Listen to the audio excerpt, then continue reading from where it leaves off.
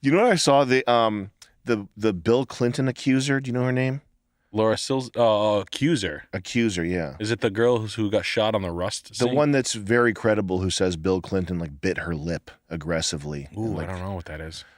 Like got mad, like red-faced mad, which sounds very like that's something that a woman would have a hard time imagining that. Yeah. And that's like something like an Alabama boy, like hungry guy. Picture Billy Clinton. Yeah.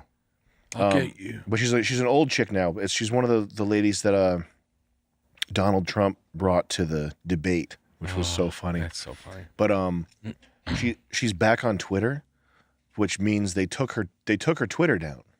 Yeah. For accusing Bill Clinton of rape. They silenced her and deplatformed her. You can't say a president did something they did.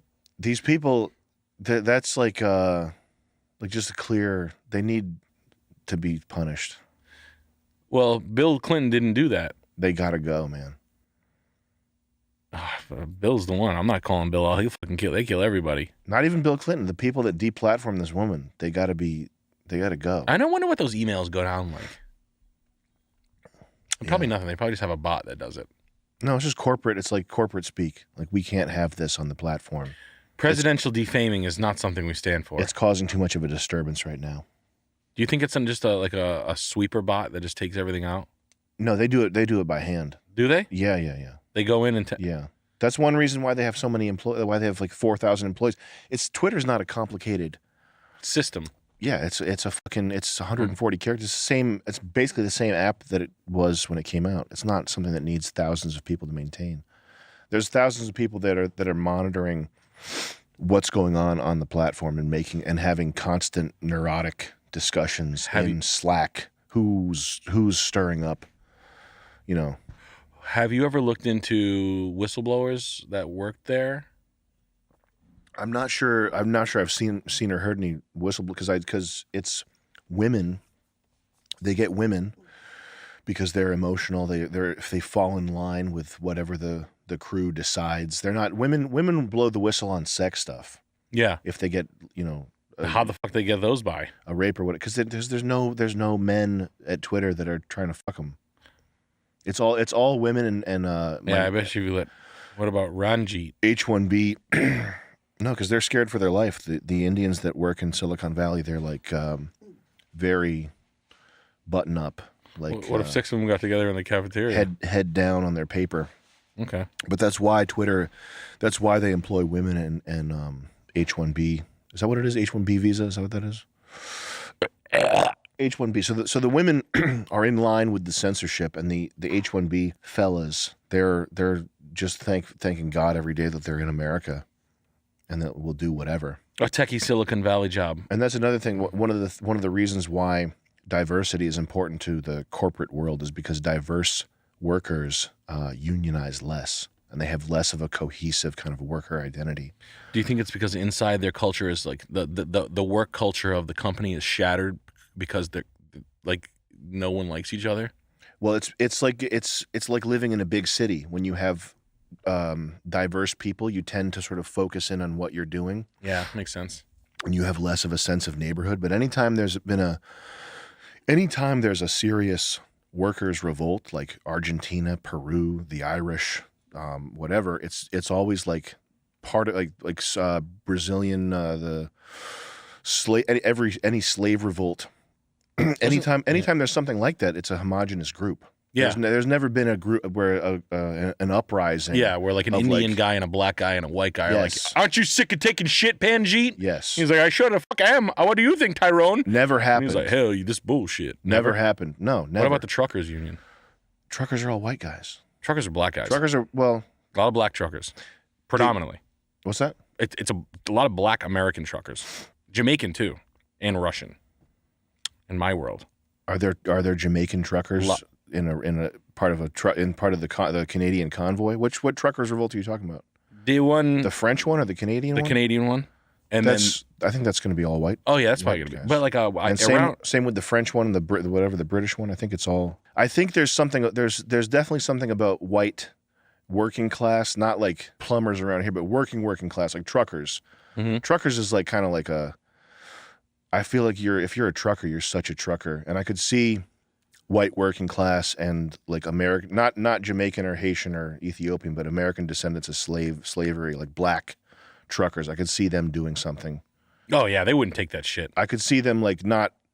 I could see them having a cohesive identity together if it's involves money, trucking money. I love them.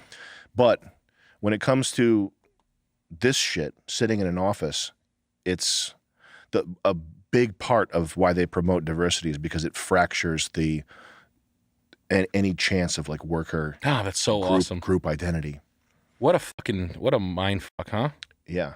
And that's a studied thing too. That's not like something my racist mind is making up. That's like a scientifically studied thing that when they're in and I don't know the study, I don't know the even the fucking how you'd say what the result is, but that's what happens. You're calling this so this diversity bullshit that they're pushing is to get union workers to never unionize. Is to make it so that and what's that lobby? Is to make it so that the workers will tolerate more, will have less of a sense of like not resistance, but like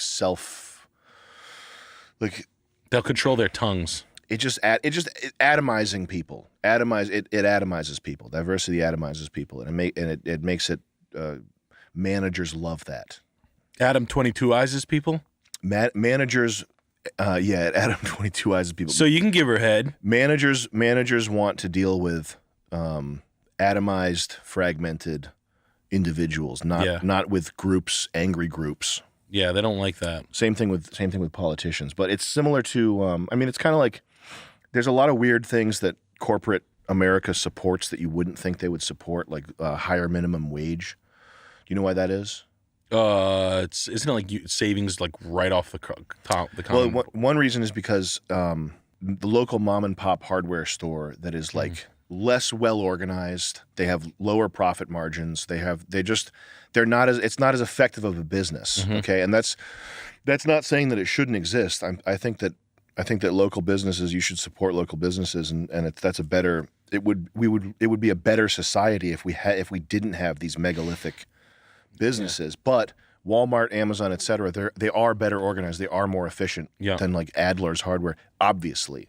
Like they make more money, obviously, for like 1,000 different reasons. It's just a network of different efficiencies that are all synergistic, and an improvement here helps an improvement here, and the whole thing. And so they have that leeway. They have the ability to pay a higher minimum wage, whereas Adler's hardware, local businesses may or may not. First of all. Second of all, they also have access to huge pools of capital. Their highs and lows are more elastic, like the way that loss leaders. So Amazon not making money, Sony giving away certain products or whatever to support the slow sales in this sector, whatever. What's a good example of a loss leader? The 99-cent hot dog at Costco. Actually, it wouldn't even be a loss leader. It's just like a loss. Like Amazon not making money yet having one of the highest stock prices in the world of any company is because people are aware of the fact that even though Amazon in like 2012 wasn't making money, it was clear that by 2025 everyone would be buying shit on Amazon. Yeah. So it doesn't matter if they're not making money now. It's you're buying into this growing network the same way that you're buying into a growing social network. It's the same kind of thing. Like the network effect, the scaling of the Amazon network is similar to the scaling of like a Twitter network. And it doesn't matter that Twitter doesn't make money. It's that at some point in the future, it's going to be so well integrated into our phone that there'll be it'll be obvious what what's needed to be done to get advertising money or whatever. It'll make money because it's there, because it's the dominant winner. So anyway, the point being, these megalithic companies can afford to offset their losses, to take a loss now so that they're the dominant force in the future. They can take all the available labor force. Once they run the other businesses out of town, it took me half an hour to say this. I don't know what's wrong with me, but once they run the other businesses out of town, then they're the stop for what you need, and they get your money.